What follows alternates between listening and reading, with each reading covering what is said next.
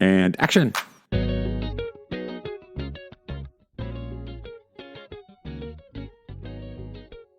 Welcome to the Daydreaming Podcast. Thank you so much for joining us. In today's episode, we join the Pupils of W&W for some Saturday relaxation. Oh, and we will expose the magical world. Hope you enjoy.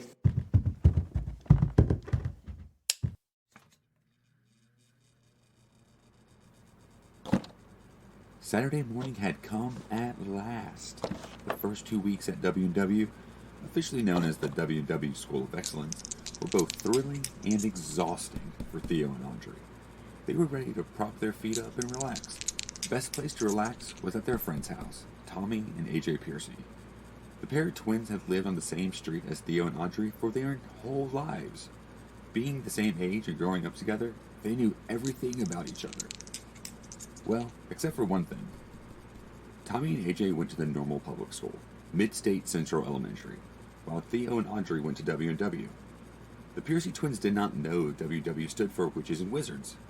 Being of the non-magical type, all AJ and Tommy knew is that Theo and Audrey were accepted to some honors program at W&W.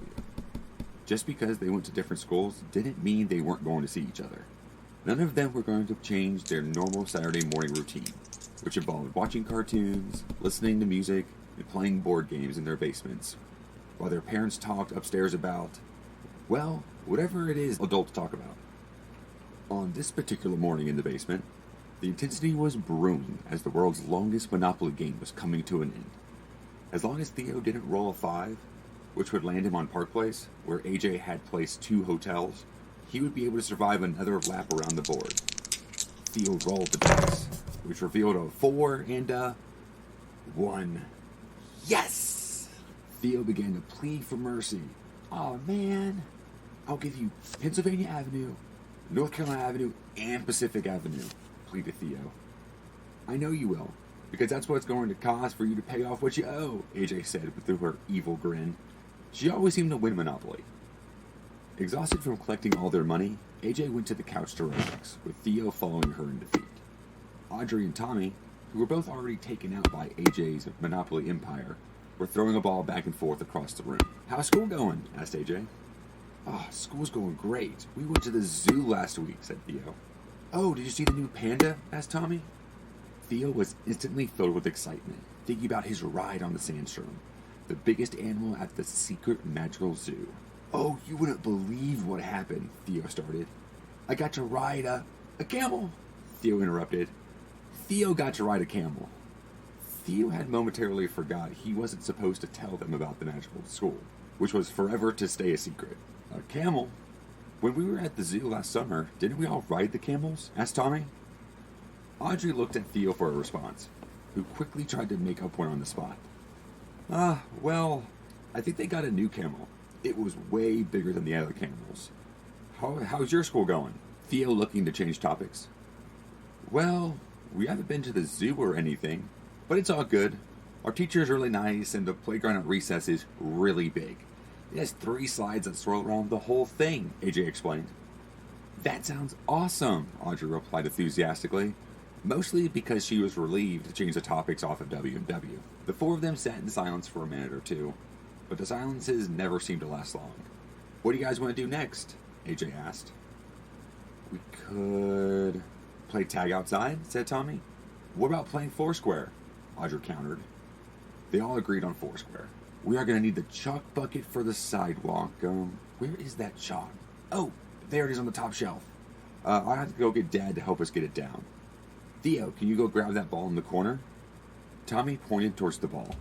AJ and Audrey made their way upstairs with Tommy while Theo looked for the ball. As the children exited the staircase, a dangerous thought appeared in Theo's mind. Well, that chalk bucket technically isn't out of reach. Not for a wand. Removing the wand from his sock, which is where most wizards hid their wands in public, Theo had already justified this next action. Leveau air, Theo pointed at the bucket, which rose slightly above the shelf surface. Guiding it over and down with his hands, Theo was quite pleased with himself. Suddenly, the door at the top of the stairs opened. Tommy and his dad emerged. Theo, Dad's here. Wait, you already got the truck already? Tommy asked. Theo hadn't thought this far ahead. Yeah, I got it. Theo had no better response. Tommy and his dad, although slightly confused, took Theo's explanation and didn't appear to think anything of it. All right then, time for Foursquare, Tommy said, racing back upstairs. Theo quickly trying to catch up. Whispers emerged from the adult table as Tommy's dad sat down with his coffee, and the other 5 parents all took quick glances at Theo. No way they know, Theo thought. Drawing out the 4 squares, they began their game. There wasn't a non-competitive one out of the 4 of them, and Foursquare was one of their favorite games. Racing from corner to corner of each square, the kids were slamming the ball as hard as they could. Back and forth, each pulling out their best moves. Suddenly, Audrey slammed the ball towards Tommy, hitting his foot and bouncing the ball way over their heads, right over the fence in Mr. and Mrs. Dart's yard next door. Now, this wasn't the first time their ball had gone over the fence to the Dart's house. The issue was, due to the big dog that lived in the backyard, they never got a ball back without a bunch of holes in it. Countless balls had been lost to the sharp teeth of that furry friend, Binky. Jumping on the swing set, they looked over the fence and saw the dog making its way over to the ball. "We have to get Miss Dart to stop Bink," Tommy said, as he and AJ raced to the house, leaving Theo and Audrey watching the future ball massacre unfold. AJ and Tommy wouldn't be quick enough, since removing their parents from the coffee table was as quick as molasses on a cold day. Theo knew he had to act, as he instinctively began to reach back into his sock. "What are you doing?" said Audrey. "Shh," Theo replied. He didn't have a better explanation. "Theo, they could come out at any moment and see you," Audrey exclaimed. "Which is why I have to move faster, so let me concentrate. I had silence in the basement," Theo said. Audrey's mouth dropped. "You did this in the basement?" Theo was only paying attention to one thing. He had to concentrate hard since the ball was so far away. Le vol air. Immediately, the ball lifted in the air. "Yes," Theo quietly said to himself without breaking concentration. Although they weren't supposed to use magic outside the house, Audrey would confess to herself that she had practiced this spell before in the comfort of her own room. Audrey quickly went from protester to lookout, looking for any sign of Tommy and AJ or their parents' return. Soon, even she found herself in awe of Theo's trick as the ball slowly approached the fence line. He had obviously been practicing as well. As the ball cleared over the fence, Audrey gave a huge sigh of relief. This proved to be a little premature. Suddenly, the back door closed shut, revealing the twins. "All right, Dad's gonna go talk to the Darts. Hopefully they will get the..." AJ grabbed Tommy by the arm, causing him to stop talking and finally look up. It was hard to process what they were seeing. Audrey's face was a shade of bright red they had never seen before. Theo was pointing what appeared to be a wand or stick at a ball, which was hovering about 5 feet above the fence. Audrey nudged Theo. "What?" he replied, causing the ball to drop. When he noticed the twins standing there, the 4 of them stood in complete silence, while the ball was bouncing to no stop. Hey guys," he said. "We can explain." AJ folded her arms. "All right, explain." Theo and Audrey looked concerningly at each other. There was no non-magical explanation they had. "Well," Theo muttered. "You see," Audrey muttered more. It's the craziest thing," Theo added, but he had nothing to say. "Is that a wand in your hand?" Tommy pointed towards Theo. "Did you get the ball with magic?" AJ asked. "Well,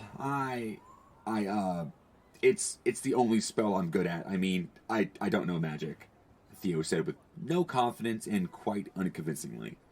AJ turned her gaze to Audrey. "It's obvious you knew he could do magic. Which means?" AJ questioned Audrey. Audrey was a horrible liar. I mean, who doesn't know a little magic?" Audrey responded.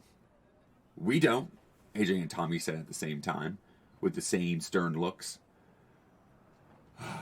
"Yes, I know magic," Audrey said, with her head drooped down. AJ and Tommy looked at each other quickly and returned to the magical too. That's so cool, Tommy said. Our best friends are basically Harry Potter, Hermione Granger. Well, without the evil magical wizard trying to kill us and the super famous part. But yes, I, Theo, am technically a wizard, and Audrey is a witch. You have to swear you won't. Mom, Dad, don't worry about the ball. Theo retrieved it with magic. He did what? They heard exclaimed from the kitchen window. Everybody, in the house. Quickly, the two magical and non-magical kids found themselves at the kitchen table, whose previous occupiers were now crowded around them. So, what happened? I know none of you could scale that fence. Don't lie to us, Theo's mother ordered. Audrey, said Audrey's mother. Everyone knew Audrey couldn't lie. Audrey had nothing. Theo looked at his parents with desperation. Only stern looks were returned. It was me, he whispered. I retrieved the ball. Theo's father knelt down to meet him at eye level with the sternest of looks. Fear couldn't begin to explain how Theo felt. Time to pay up, Miss Percy rang. Without taking his eyes off Theo, Mr. Mantoni began reaching into his back pocket and pulled out a crisp $5 bill from his wallet and handed it to Miss Percy. I think I'm going to hang this on the wall, Miss Percy said, holding the $5 up high. Son, I needed you to hold off a little longer than 2 weeks, Mr. Mantoni said. Theo and Audrey were utterly confused at all the adult laughter in the room. AJ and Tommy were the only ones even more confused. Can someone tell us what's going on? Said AJ. Well, thanks to young Theo here, the secret appears to be out of the bag. Theo and Audrey, along with their families, are magical. Technically, they are witches and wizards, said Mr. Percy. Wait, you don't seem surprised. How long have you known this? Tommy questioned. Well, like how you go to Mid-Central and they go to W&W, the same happened when we were kids. I walked in on Mr. Mantoni opening a locked door with his wand. I think it took about a month at W&W before he let the secret out, Mr. Percy said. Like father, like son, Miss Mantoni added. There's a spell for unlocking doors? Inquired Theo, very enthusiastically. Yes, there is, said Miss Mantoni. Not a spell we will be teaching you anytime soon. AJ and Tommy were just staring at Audrey and Theo with complete confusion. I can't believe you didn't tell us, said AJ. Now, kids, don't be mad at them. There's a whole magical world in this city. They weren't allowed to tell you guys. Not every non-magical person has magical friends. You four just need to make sure you don't go around exposing the whole magical world. No telling anybody or talking about magic where people can hear. Tommy and AJ, do you understand? Yes, ma'am, replied both AJ and Tommy. Theo, what would have happened if the darts next door came outside and saw you levitating the ball? Asked Miss Mantoni. Nothing good, said Theo. Now you kids need to be careful. Now go back outside and have some fun. The four kids raced to the back door to start the game back up. Hey, Audrey, Theo, called Mr. Mantoni. Yes, sir, they replied. Leave your wands on the counter. Thanks for joining us. Cut!